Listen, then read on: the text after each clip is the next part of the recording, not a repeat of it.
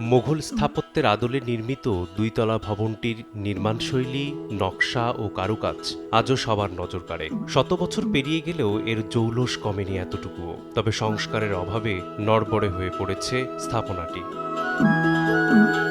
নারায়ণগঞ্জের ২৫০০-এর ১০১ কক্ষ বিশিষ্ট দৃষ্টিনন্দন এই জমিদার বাড়িটি দাঁড়িয়ে আছে কালের সাক্ষী হয়ে। ইতিহাস থেকে জানা যায়, ব্রিটিশ শাসন আমলে ২৫০০ উপজেলার ৩টি জমিদার পরিবারের মধ্যে সবচেয়ে বড় জমিদার সর্দার পরিবার এই বাড়িটি নির্মাণ করে। ওই পরিবারের ৩ সন্তান প্রসন্ন কুমার সর্দার, মরীন্দ্র কুমার সর্দার ও গোপাল চন্দ্র সর্দার পর্যায়ক্রমে বংশের জমিদারি প্রথা ধরে রাখেন। জমিদার গোপাল চন্দ্রের নামানুসারে এলাকার নামকরণ করা হয় গোপালদি নামে। তার ছেলে খোকন সর্দার ছিলেন এই জমিদার বংশের শেষ জমিদার। বিজয় লাভের পর জমিদার খোকন সর্দার সপরিবারে ভারতে চলে যাওয়ার পর থেকেই বাড়িটি পড়ে আছে এভাবেই।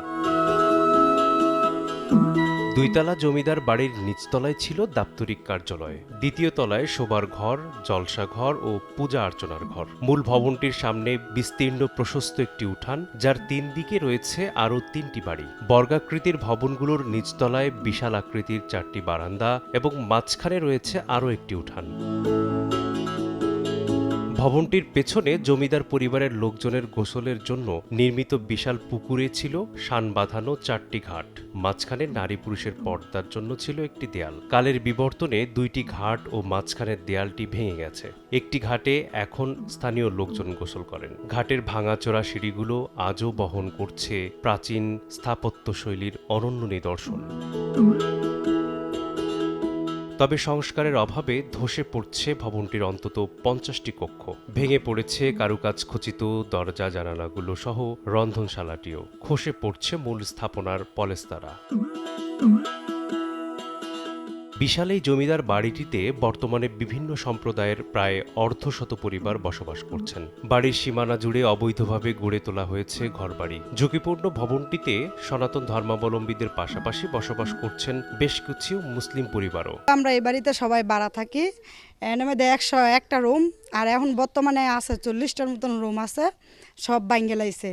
বিল্ডিংটা অনেক পুরানো আর কি, 125 বছর। মানে বিভিন্ন জায়গাতে লোক আইয়া দেখে। আমি আছি আজকে 54-55 বছর ধরে। না, আগে তো বাড়ির সিস্টেম একটু ভালো ছিল, লোকজনও বেশি ছিল।